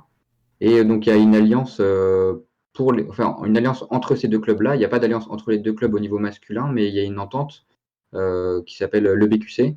d'accord. L'entente, et c'est uniquement au niveau des féminines. Et ça fonctionne plutôt bien, hein, tout simplement parce que d'un côté, ils n'arrivaient tout simplement pas la SEA n'arrivait pas à développer une vraie équipe parce qu'ils n'avaient pas assez de joueuses. Et de l'autre côté, Quimper, c'était la même chose. Et au final, maintenant, le club marche plutôt bien. Ils sont NF3. Bon, après. Pour l'instant, c'est pas prévu qu'ils montent encore au-dessus, mais pourquoi pas. D'ailleurs, le coach de la N3 des garçons coach aussi les NF3. Mais tu vois, par exemple, une alliance entre deux clubs masculins qui donne une alliance féminine, c'est plutôt. Enfin, en tout cas, avec Quimper, ça fonctionne plutôt bien. Je pense que l'association d'un côté d'un club masculin et de l'autre côté d'un club féminin peut fonctionner. parce qu'il faut pas oublier que dans cette association de clubs entre Gris et Souffle, il y a quand même 3 autres clubs qui sont concernés, c'est 3 clubs féminins. Alors je ne sais pas Oui, ce c'est qui vrai, il y va. a pas, il y a 5, oui. Non, mais de- ça, c'est intelligent. Mais c'est la problématique des fusions, c'est que on, enfin, moi, ce qui me gêne, c'est les fusions de clubs qui sont déjà soit en JP Elite, soit en Pro B, soit. Moi, je préfère des fusions de clubs qui partent de plus bas. C'est-à-dire qu'il faut mieux partir de National 1, voire National 2, où il y a un projet de montée. Là, ce qui me fait bizarre, c'est que c'est 2 clubs de Pro B. Donc, c'est-à-dire que l'année prochaine, ça chamboule aussi tout le championnat de Pro B, hein. Et c'est pareil en. C'est pareil, ça va sauver un club. Enfin, ça va sauver un club, puisque. Enfin, c'est ça qui me gêne, c'est que ça fausse aussi un peu le championnat parce qu'on est au courant. Enfin, je veux dire, c'est un peu. Voilà. Et puis le basket féminin, c'est pareil, on fusionne, on veut fusionner. Enfin, c'est bizarre. Je trouve cette fusion bizarre. Bien sûr, c'est bien, on va associer le féminin, le basket féminin, masculin, mais cette fusion-là me semble bizarre. Il y en a d'autres qui me paraissent plus intelligentes et qui semblent plus. Celle-là, je sais pas, je la sens pas. Ça me plaît pas. Ouais, Je sais pas pourquoi. mais c'est pour ça que justement, en parlant du Lille Métropole Basket, soulevé enfin, je ne sais pas, cette idée qui m'est venue de l'ESBVA, qui est vraiment un club très proche, d'ailleurs, qui évolue de temps en temps sur le parquet du Lille Métropole Basket. Euh, Est-ce que là, au moins, ça permettrait, enfin, si je peux me permettre ce commentaire, ça permettrait au moins de ne pas avoir de problématiques au niveau des montées, des descentes, et directement un championnat structuré comme il l'était. Et peut-être que ça peut apporter justement un bonus aux deux parties, parce qu'il ne faut pas penser, bien sûr, enfin, on est une émission spécialisée en basket masculin, mais il faut penser également aux deux parties. Il faut penser que ça doit avantager aussi le club féminin. Imaginons qu'il y ait une fusion entre un club Enfin, le masculin et féminin, féminin. le sport féminin en France, on a eu la Coupe du Monde, enfin, on va dévier, mais on a eu la Coupe du Monde de football en je sais plus, 2010, je sais pas en quelle année c'était d'ailleurs. On a eu la Coupe du Monde féminin, ça faisait des audiences incroyables, tout le monde était super content. Oh là là, le foot féminin. Aujourd'hui, le foot féminin, ils vont, enfin, Mais c'est pour ça que le basket féminin, ça prendra peut-être un petit peu, mais ça va pas exploser. Déjà, aux États-Unis, le championnat, il dure, je sais plus, 3 ou 4 mois. Enfin, ça se développera jamais. Enfin, il faudra des années. On sera tous morts. Enfin, j'espère pas, mais bon, je pense qu'on sera tous morts pour que ça se développe, quoi. Je veux dire, ça n'intéresse. Ça rapporte pas de pognon. Donc, la seule solution, effectivement, c'est d'affilier, comme fait l'OL en football, c'est d'affilier le grand club de football masculin avec le féminin. Mais il n'y a aucun club en France qui fait, à part Lyon, il n'y a aucun club qui fait ça. et c'est Aucun. ouais, c'est pour ça justement peut-être que l'apport masculin du côté du club féminin pourrait apporter voilà peut-être voilà ce côté visibilité, ce côté voilà peut-être alors à petite échelle évidemment puisque le Lille Métropole Basket on l'a dit n'est pas le club peut-être le plus vendeur de Pro B, mais au contraire le SBVA aussi pourrait ramener cette dimension parce que c'est quand même un gros club aujourd'hui en ligue féminine. Donc je pense qu'il y aurait des deux à en tirer enfin voilà, en tirer profit. Et alors je ne sais pas, hein, c'est totalement une idée. Je n'ai jamais entendu de rumeur entre les deux là-dessus, mais Ça arrivera éventuellement. forcément parce qu'avec la crise économique, il y a forcément, il va y avoir des obligations d'utiliser les moyens. Par contre, ce qui est pas logique, et c'est que je comprends. Nous, enfin, Orléans, on s'appelle l'Orléans Loiret Basket parce qu'on est le seul club professionnel du Loiret. Et ce que je comprends pas, c'est que dans certains départements, c'est le cas à Boulazac, en fait, nous, on est clairement le seul club pro du Loiret. Donc, par exemple, quand on parlait de la fusion entre l'ADA et Orléans, théoriquement, ce n'est pas une fusion qui est possible puisque le département du Loiret accepte de financer, de donner de l'argent, mais on est aussi l'étendard du département. Donc, il y a aussi ça. Pour moi, il y a tout un. Il faut revoir il faut revoir le club. Il faut plus le voir comme, malheureusement, c'est un peu triste, mais il ne faut pas le voir comme une ville. On le voit actuellement comme une ville, mais le Covid va être obligé de réorienter vers des pôles de territoire. Le club de Loire, sur c'est le club de Loire, mais c'est aussi le seul club professionnel, jusqu'à preuve du contraire, du Loir-et-Cher. Et c'est ça le problème, c'est que dans l'Est de la France, il y a déjà un club qui représente l'Alsace, qui est Strasbourg. Donc, en réalité, il faut attendre la fin du Covid pour voir comment va évoluer l'aspect financier, va évoluer l'aspect économique, parce qu'en fait, on fait des fusions pour l'instant sur un point de vue économique, mais il faudrait mieux faire des fusions sur un point de vue sportif, c'est-à-dire faire des grands clubs, avoir une belle équipe. Si on fait des fusions dans un aspect économique, en fait, ça va pas résoudre de problème. Les partenaires, ils vont pas, s'ils donnent 100 000 à une club et 100 000 à un club et 50 000, ça va pas s'additionner, ça va pas faire 150 000 en tout. Bah, Et le basket pareil. féminin, c'est financé. Le basket féminin, c'est un basket qui est financé. Enfin, ça rapporte rien en termes de visibilité. Donc, si on fusionne le basket féminin et le masculin, on fait les deux. C'est le basket. Enfin, en fait, on va le financer à perte. Le féminin va être financé à perte. Ou alors, c'est Bourges et Montpellier, l'Asvel qui rapportent un peu d'argent. Mais un grand club féminin à Lille, il faudra plusieurs années avant que ça monte. Ou alors un mécène qui arrive et qui met de l'argent, quoi. Mais par rapport pour revenir sur le concept de fusion, c'est vrai qu'il y a parfois il y a des, il y a des fusions qui peuvent ne pas en être une. En fait, c'est par exemple, là, je vais parler du cas de l'Asvel, l'Asvel masculin uniquement, qui s'est rapproché de Lyon SO, Lyon Sud-Ouest, qui joue actuellement en National 2 et qui vont peut-être bénéficier justement de la fusion entre Grise et Souffle pour obtenir un wildcard et monter en NM1. Et c'est vrai que, par exemple, c'est pas vraiment une fusion, mais c'est une sorte de rapprochement entre ces deux clubs-là, a priori, les infos que j'ai, et ça pourrait C'est comme permettre. en football, c'est un club satellite. Voilà, c'est ça. Et pour moi, en fait, avoir un club satellite, c'est davantage pertinent que d'avoir une fusion. Parce que là, par exemple, ça va permettre à des jeunes joueurs, je pense à Kimani Wasson qui a signé son contrat pro. A priori, il devrait être dans l'effectif la saison prochaine, mais si on a d'autres jeunes qui jouent à la Tony Parker Academy et qui sont assez bons, enfin trop dominants pratiquement dans les catégories espoirs, les faire jouer en NM1 pour leur permettre ensuite de revenir dans l'effectif professionnel, ça pourrait être une belle idée. Moi, je suis davantage partisan des clubs satellites plutôt que des clubs. Après, forcément, il faut partir du principe qu'il y en a un qui est plus gros que l'autre. Ça Là, le rappelle, problème, c'est que Grise et Souffle sont tous les deux en Pro B, mais si par exemple, je sais pas, si admettons Lille, dans quelques années, monte en JP Elite et qu'ils ont un Alléluia. bon centre de formation, et ben, ils pourraient très bien prêter des jeunes du côté d'Orchy, avoir un club satellite. Je pense que Lasvel Exactement. l'a déjà fait avec Saint-Chamond, avec Stéphane Golbo à une époque. et Là, Foss et s'appelle à basket aussi. voilà, faut Ouais. s'ils ont prêté Dominique Bridgewater cette saison qui a un futur très très bon joueur, je pense. Il y avait Alan De Costi qui a signé une licence AS aussi du côté de, Lui de s'appelle à Avignon. basket. Ah ouais, non, c'était Avignon, ouais, pardon. Avignon, et c'est vrai que bah, pour moi, en fait, ça a plus de sens de faire ça. Après, parce qu'un grand club, certes, le petit club va toujours avoir peut-être des problèmes financiers, mais est-ce que le grand club ne peut pas justement subvenir ou aider un petit peu le petit club pour lui permettre de former ces jeunes de Oui, demain, mais quoi. il faut, enfin, quand on parlait de la réforme de la Jeep Elite, c'est là où il y a un travail de fond à faire. C'est-à-dire qu'en France, on a une problématique, c'est que, alors, en basket, c'est difficile de faire, mais on a un championnat qui est le championnat étendard, qui est la première division.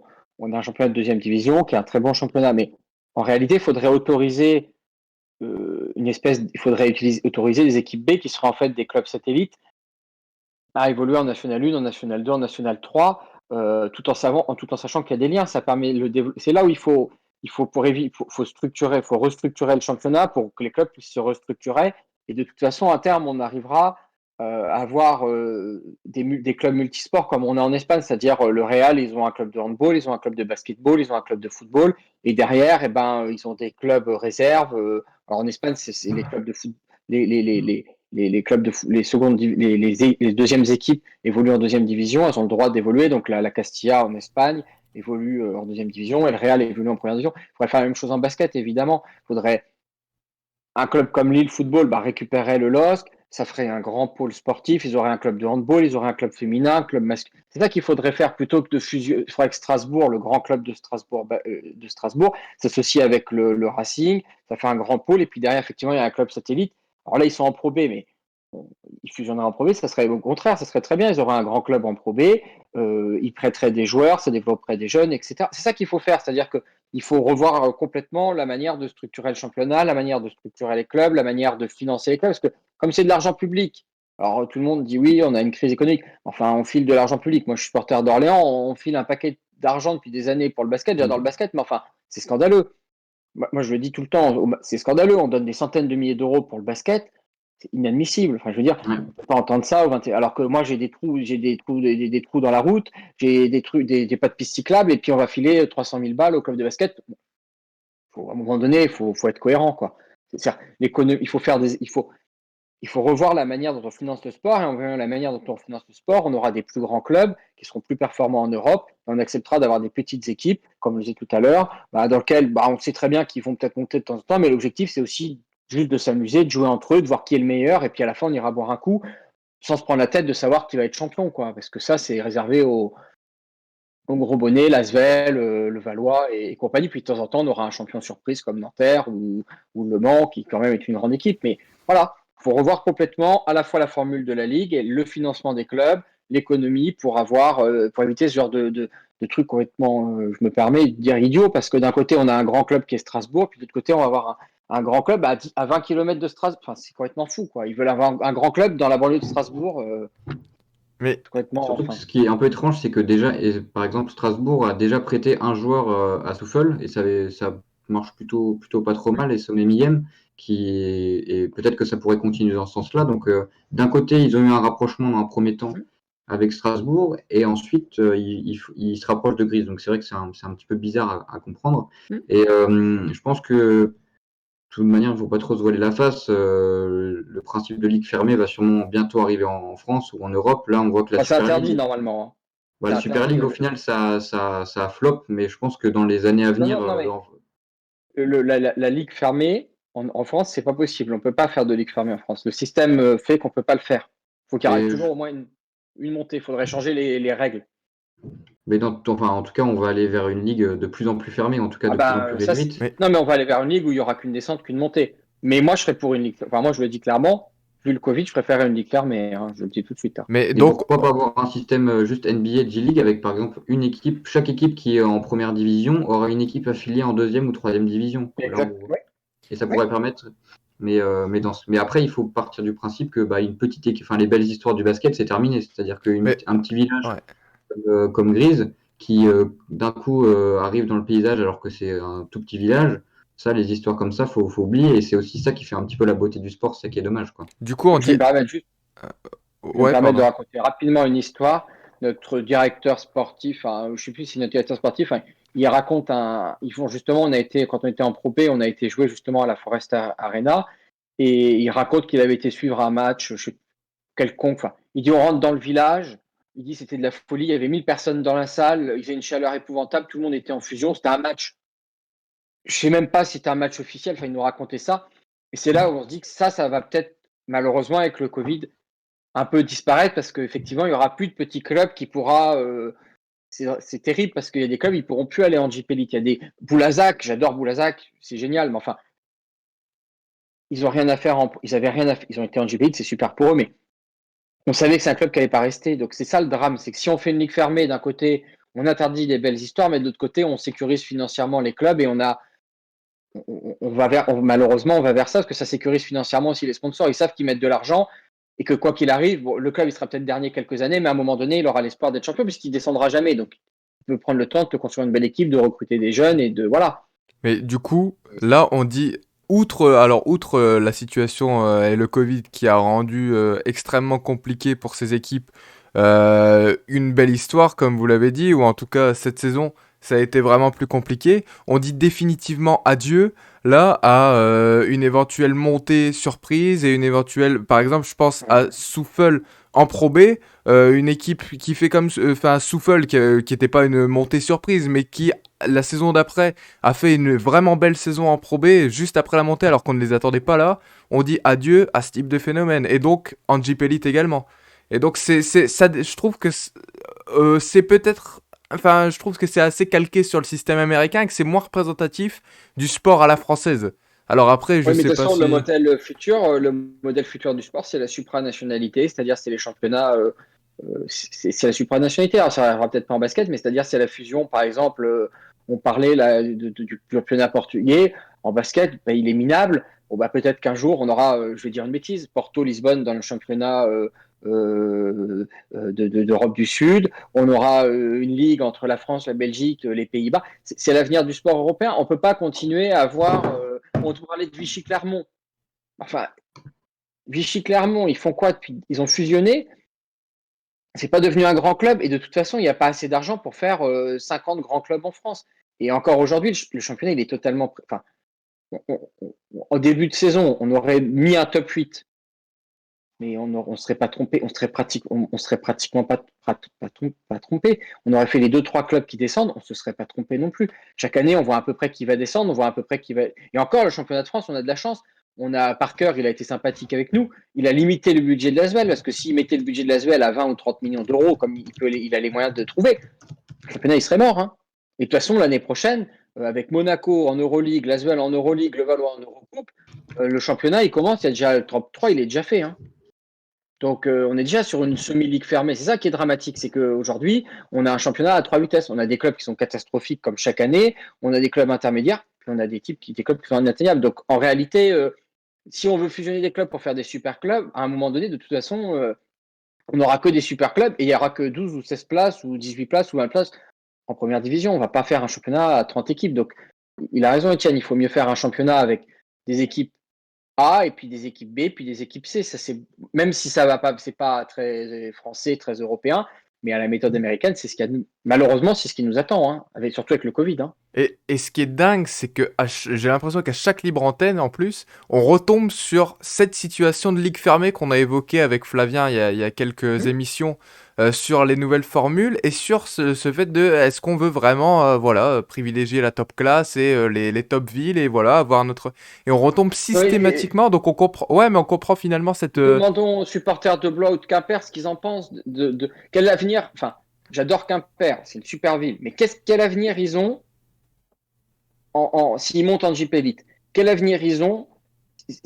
Ils vont monter, ils vont faire quelques belles années, ils vont peut-être même, je leur souhaiterais même d'être champions, d'aller en Euroleague, mais à un moment donné, on le sait très bien qu'il y a des belles histoires massettes, il y en a eu plein.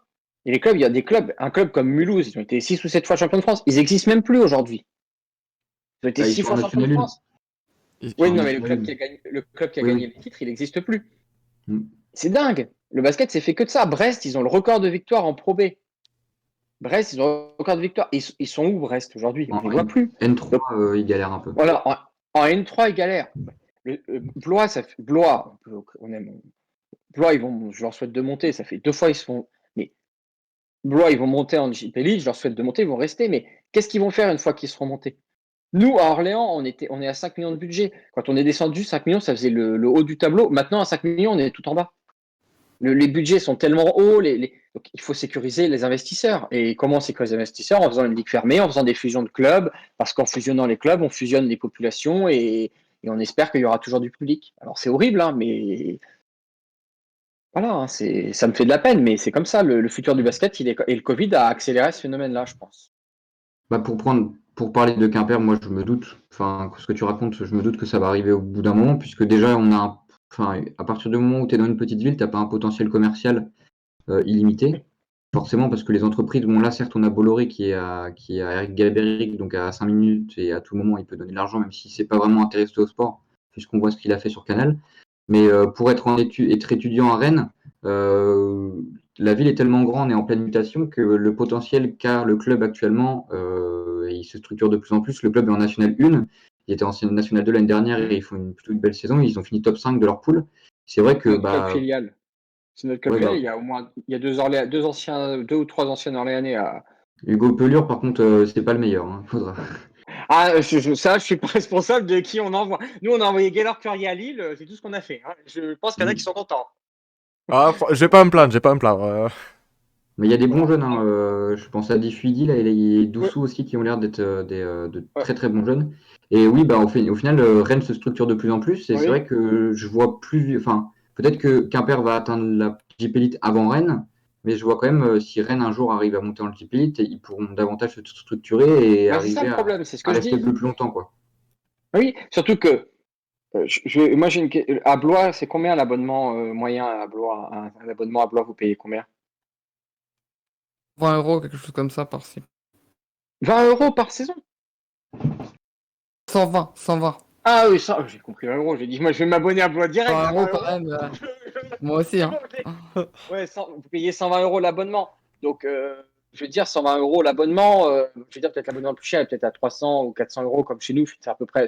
Bon, vous êtes en Pro B aussi. Je veux dire, vous n'allez pas aller chercher, vous n'allez pas aller, si vous faites, je veux dire, un calcul vite fait, mal taillé, si vous faites 10, 15, 20 ou 30 000 € d'abonnement par an, vous n'allez pas aller chercher bien loin. Hein. Vous n'allez pas chercher bien loin. Donc, je veux dire, à un moment donné, c'est exactement ça. Il y a un potentiel commercial aussi à aller chercher. Hein. Quand on parle d'Orléans Loiret Basket, ça me fait toujours rire, mais nous, on est le club du Loiret. Donc, on va chercher, c'est con à dire, mais on va chercher tous les gens du Loiret. Alors, pas les gens de l'Est, mais nous, c'est vraiment le club du Loiret et il y a vraiment des gens qui viennent de très loin pour voir le basket. Nous, il y a vraiment des gens qui viennent de loin, c'est-à-dire qu'ils font 20, 30, 40 kilomètres pour venir voir les matchs. Donc, le problème, il est là aussi, c'est que pour certains clubs, il y a déjà, il faut fusionner parce qu'en fait, il y a pas effectivement, l'économie, Quimper et Brest, ils se font concurrence, mais en réalité, ils sont tous fans de basket, autant qu'ils viennent tous fans du même club. Le problème, c'est qu'il y a déjà deux clubs, deux villes. Enfin, c'est ça le problème, c'est qu'en France, on est culturellement attaché à un club. Donc, il va y avoir une énorme réticence, hein. Les gens vont pas se laisser, enfin, les supporters vont pas se laisser marcher sur les pieds, vont pas accepter. À Griès et à Souffle, ça se passe bien, mais dans certaines villes, ça se passera très très mal, hein. Déjà à Vichy-Clermont, ça s'est pas si bien passé que ça, hein. Ça s'est pas si bien passé que ça, hein. Et je me demande même si à Vichy-Clermont, il n'y a pas deux abonnements différents entre si tu es à Vichy ou si tu es à Clermont. Ah, c'est pas impossible, ouais. Et juste pour ajouter quelque chose, je ne sais pas, Yanis ou quelqu'un veut rajouter quelque chose. C'est vrai que moi j'avais eu l'occasion de discuter avec un mec de Blois, et au final, il y a le problème des infrastructures aussi. Et c'est vrai que la nouvelle salle, elle est plutôt sympa, mais c'est vrai que vous êtes très vite à l'étroit au final, alors qu'elle a été On est trop construite. petite. Elle a été construite il y a combien de temps? Il y a même pas moins de 5 ans, non? Un an, c'est ça, un an et demi, c'est Ouais, bah vous faites déjà guichet fermé à pas deux mal ans. de matchs, non?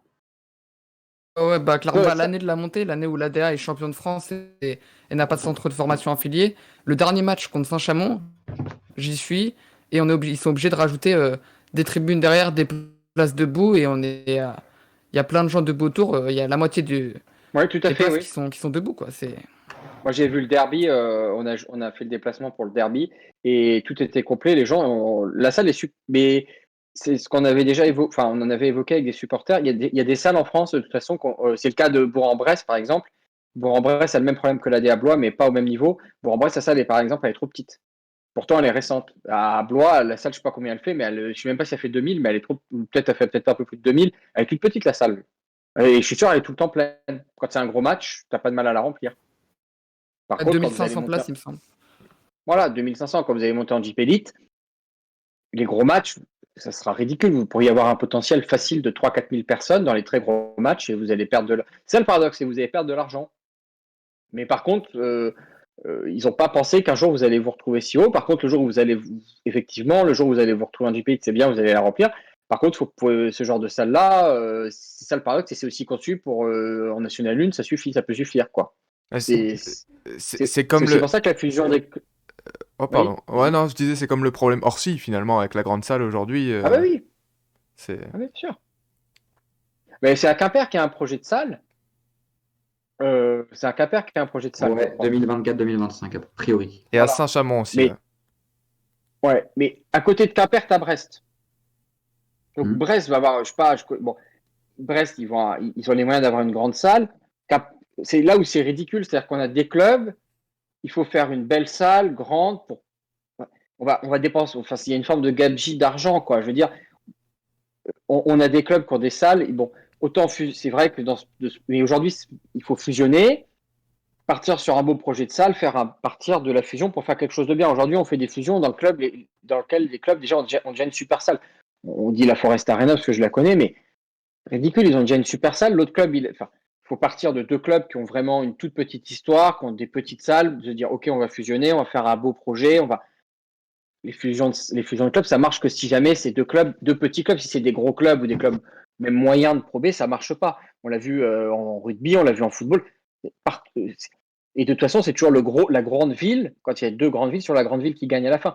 Je voyais dans les commentaires Bordeaux-Bègles, à la base, le club de rugby, c'est Bègles. Maintenant, on dit Bordeaux-Bègles, mais à la base, c'est le club de Bègles. C'est fou, quoi.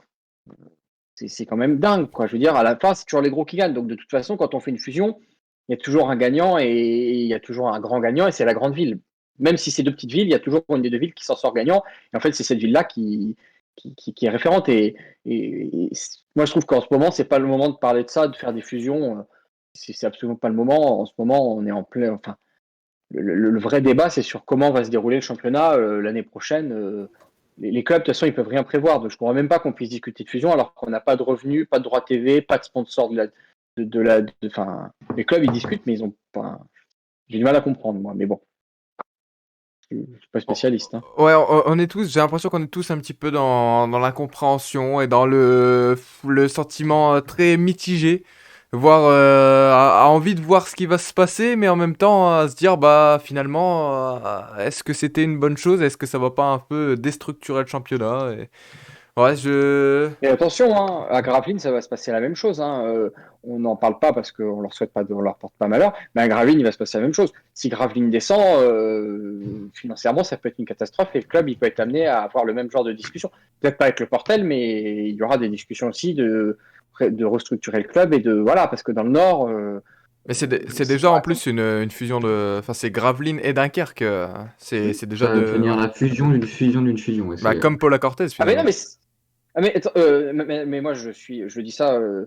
Si Gravelines et le Portel descendaient, ce qui aurait pu arriver l'année dernière, il y aurait eu des discussions, hein, même si les supporters, les gens ne sont pas pour, il y aura forcément à un moment donné, économiquement, on n'a pas les moyens d'avoir 3, 4, 5 clubs proches géographiquement dans les mêmes divisions. C'est à un moment donné, économiquement, il y a un bassin de population qui est limité. Hein.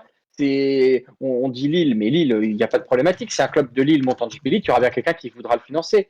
Mais un club comme Gravelines qui se retrouve en Pro B, plus éventuellement le Portel, comme ça aurait pu être le cas, il faut trouver quelqu'un qui te finance deux clubs en Pro B. Et c'est là où le problème il se pose aussi. C'est pour ça que faire un championnat fermé, ça permet de structurer, de définir des clubs de différents niveaux. Alors bien sûr, quand on est supporter d'un club, qu'on sait qu'on peut pas monter, en France, ça n'existe pas, ça n'a jamais existé. Donc on serait pas content, mais les gens finiraient par s'habituer et ça se passerait très bien. Moi, je préférerais être dessus. Bon, je suis en première division, mais si mon club était toujours en deuxième division et que je savais qu'il resterait toute sa vie en deuxième division, bah voilà, on l'accepterait. Hein. Je l'accepterais en visant tous les ans le titre de champion de deuxième division, et puis c'est comme ça. Hmm. Voilà. Donc Après, on voilà. n'est pas en football, il n'y a pas la même passion en basket, donc ça déchaînera moins les foules. Il n'y aura pas, comme la Super League, des manifestations, on ne rentrera pas dans les salles pour tout casser. Non, mais il n'y aura pas la même passion, donc même le Portel Gravelines, ils peuvent fusionner. Il y aura des oppositions, mais ça se fera. Si ça doit se faire, ça se fera. Même, on parle de Paris, de Boulogne-le-Valois et de Nanterre. Si ça devait se faire, ça se ferait, parce que économiquement, à un moment donné, l'économie prend le dessus. Et il me semble que c'était quand même à la base un poisson d'avril, hein, cette info de Ah oui, non, mais Levallois-Nanterre. c'était un vrai poisson d'avril, mais sauf qu'il y a vraiment, parce que moi j'ai mon oncle qui est bénévole à Nanterre, il y a une vraie problématique, c'est une vraie problématique à Nanterre, parce que économiquement ils sont à la ramasse, et surtout qu'il ne faut pas oublier une chose, c'est que le Valois et Nanterre sont dans le même département, et que le département, ça les agace beaucoup de payer pour deux clubs. Donc ils aimeraient bien payer que pour un club. Et ça, il y a beaucoup de villes ou de départements ou de communautés d'agglomération où ça agace. On a trois clubs et on veut en financer qu'un, parce que on ne peut pas payer pour tout. Et on parlait du basket, du sport féminin. C'est ça le problème du sport féminin. C'est quand on baisse les dotations, on commence par baisser les dotations du sport féminin. Donc en affiliant le sport féminin au sport masculin, on a des moyens. La salle d'entraînement, bah, on peut servir pour les deux. Et Le bus surtout, peut servir. ouais, non, pardon de te couper, Eden, mais surtout dans un club, dans un département, pardon, comme je pensais, comme le Nord, où en Jeep Elite, donc on a Gravelines Dunkerque qui est dans le Nord, en Pro B, Lille Denain, derrière Orchy, il me semble que Boulogne, hein, si je dis pas de bêtises, c'est dans le Pas-de-Calais, mais il y a beaucoup, voilà, il y a beaucoup de clubs Ah qui ben il y a énormément s'entassent. de clubs. Ouais, et donc justement, cette problématique-là du sport féminin, là aussi, il y a, voilà, il y a choc, quoi, il y a tension frontale, quoi. C'est impossible Non, mais de. ce qui est intéressant, c'est de voir qu'on a un supporter de Quimper, un supporter néerlandais, un supporter de Blois, et que dans ces trois départements-là, il n'y a pas de club concurrent, quoi. Je veux dire, il n'y a pas de gros clubs concurrents, mais par contre, dans certains départements, il y a pléthore de clubs, et dans Il y a certains. bouffon. Oui, mais voilà. Et après, on se rend compte, sur le long terme, bien évidemment, pas sur le court terme, mais sur le très long terme, on se rend compte que il reste qu'un ou deux clubs qui continuent à exister. Ou alors, c'est des clubs historiques, c'est-à-dire Orchy, Denain, Lille. C'est des clubs qui sont là depuis des années, qui de toute façon, voilà. Mais en réalité, c'est très rare un club qui réussit à percer, à rester en basket. Ça n'existe pas. Il n'y a pas de club qui est monté récemment et qui est là depuis des années, des années, des années, des années. Ça n'existe pratiquement pas. Ça n'existe. Il y en a les clubs qui sont en JP League depuis des années, ils sont là depuis très longtemps. On prend Cholet, on prend Roanne. Peut-être la montée de Bourg, là, la dernière montée, c'est peut-être celle qui a un peu plus le cas contraire, mais un petit peu. Enfin, c'est quand même Oui, une voilà. ville.